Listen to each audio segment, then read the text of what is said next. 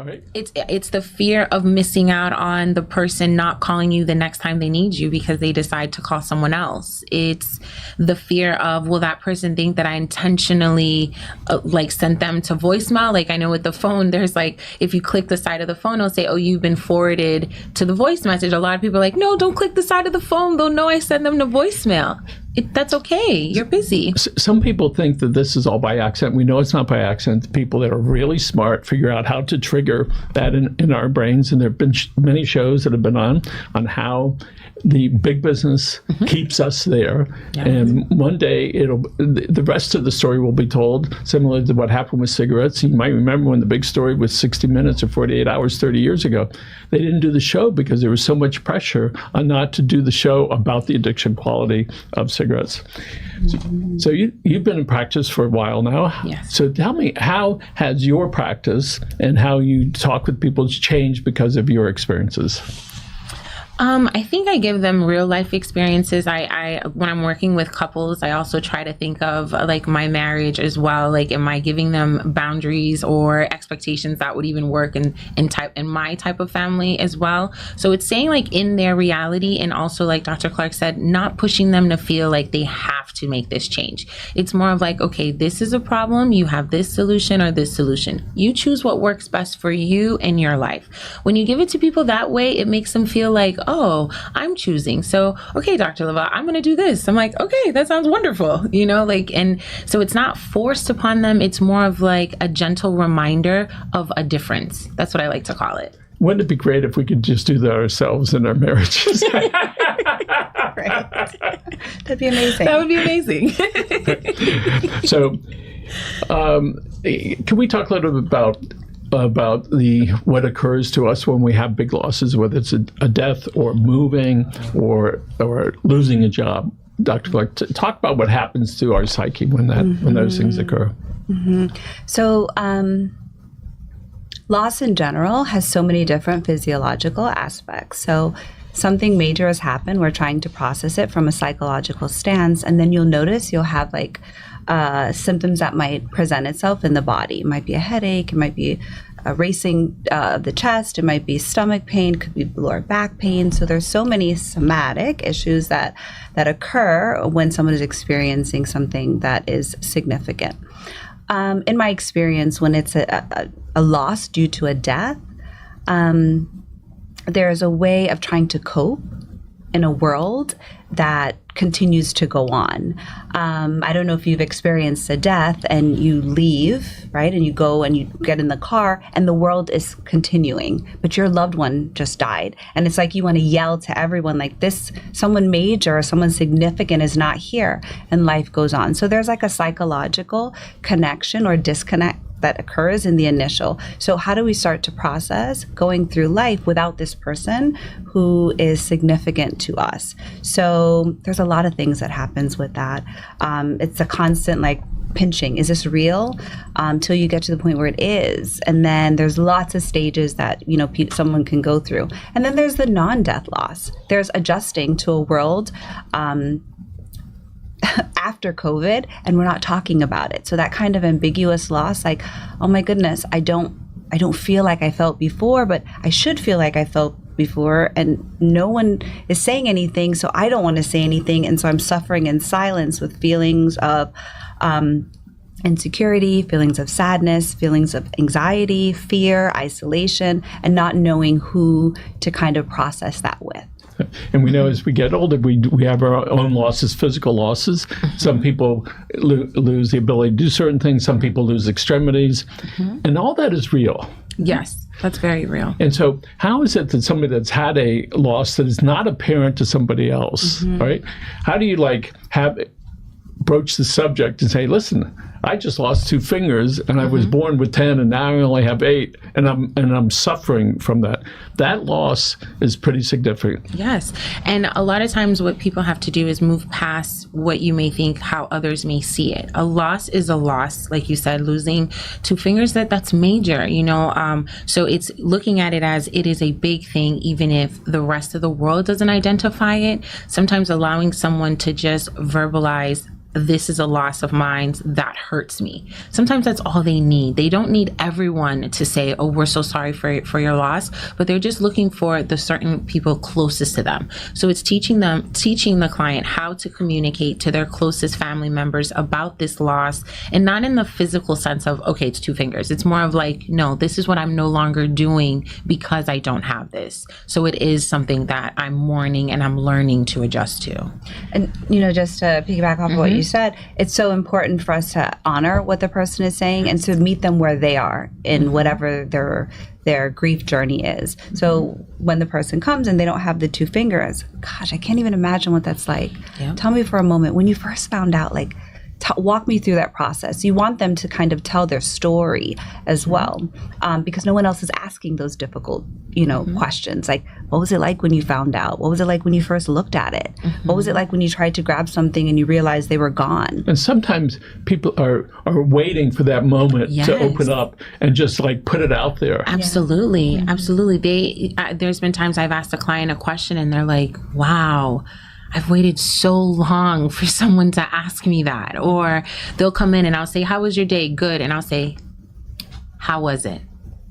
And then you get tears, or you get laughing, or that's when you truly get, because we always carry the I'm okay with us 24 hours. And let's talk about, if we could, when people have lost a family member and you know about it.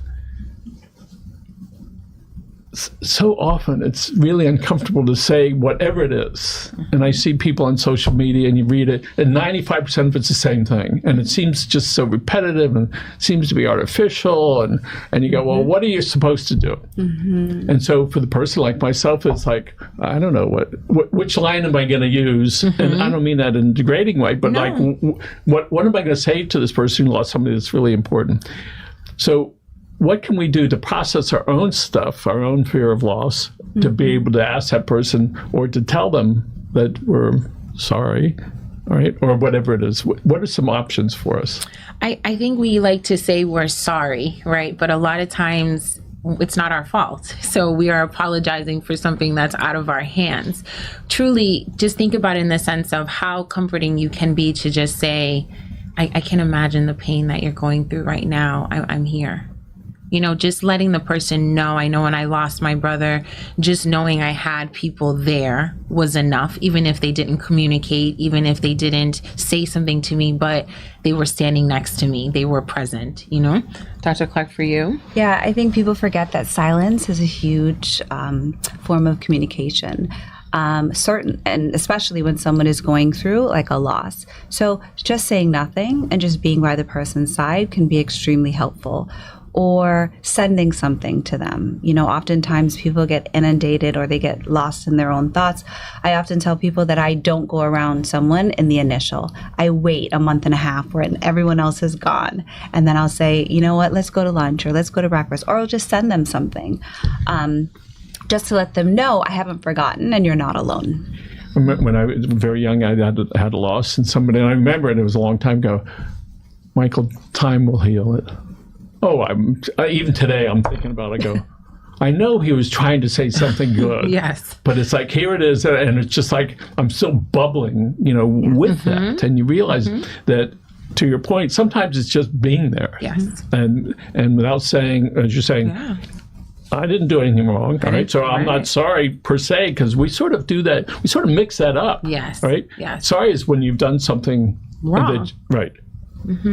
So frequently when families are moving along with their in their lives, is the young people go off to college or boarding school, whatever it is. So you have the family unit, 4 people or 5 people. Maybe there's a mother that maybe they're still married and everything. And all of a sudden, Johnny Senior's off, all right? So you got the 12th grader and you got the 8th grader. All of a sudden, the 8th grader's going, what happened to my best friend? It's Dr. Clark. Yeah. How do we process this? Wow, that is significant. And that's one of those losses that are called, it's one of those losses that people don't talk about, right? So you're grieving. Yes, the child went on to school and the child is in a new environment. So your household looks different. There aren't 4 people at the dining table anymore. There are 3. And now this child who could have had a distractor, right? An older sibling, all eyes are on them. They're like the only child. And now the parents understand, oh my goodness, we only have a couple more years. They're going to leave too. And so there might be some smothering that happens. And then the person who's gone off, we're forgetting that, oh my gosh, they're adjusting to a new environment, to new friends, to a new curriculum. And maybe lots of anxiety to boot. Yes. Absolutely. And more than normalizing it to the point where you say something like, yeah, we all do that. Everybody's gone through that. Because that really minimizes someone's experience. Yeah. Join them where they are. Man, how are you coping? Like, I can't even imagine. What is it like now that they're gone? And the couple, they're reconnecting too, right? Sometimes we get inundated with parenting, and then the child leaves. I know when my son left the house, my husband and I were like, oh, we're so glad. Is that you? Right, we're so glad we actually took time to have like date nights, so like we know who the other person is. But even adjusting without having the noise or the distraction of a child in the house, it was an adjustment. I'm like, gosh, it's really quiet. When my son went off to school, he said, I'm going to come, I'm flying in. I was really happy. I'd pick him up at the airport. By the time I got out of the airport, I was already sad. He arrived. That means he's leaving. Yeah. It was like, wow. So I had this minute and a half of, I went, oh my goodness gracious. Yeah. And of course, that spreads the whole family family unit there. And we know lots of times for the young man, woman that's going off, there are a lot of stresses. We know that lots of times that's when a lot of challenges occur, and we see that with people's mental health. If somebody's having a issue where they're concerned about their anxiety, what can we suggest they do on an urgent level? What should they do? I think if you're worried about your anxiety, it's probably time to speak to someone, because as humans, like when we're going about our day, we kind of just function. And when something is really bothering us, if you notice your mind keeps saying, I think I need to deal with this anxiety, I think I'm having an issue with anxiety, you may want to just speak to a therapist. And that's something that you can do, in various ways. There's different, you can start with your primary doctor, maybe talk to them about your anxiety, but speaking to someone about it that's not a family member, that's maybe in the medical field, that can maybe give you some advice or recommendations. So I've spent many years in this arena, right, as on this side of the table. But for somebody that has never done that, how do they move from, I think I'm having a problem, to I need to go get help?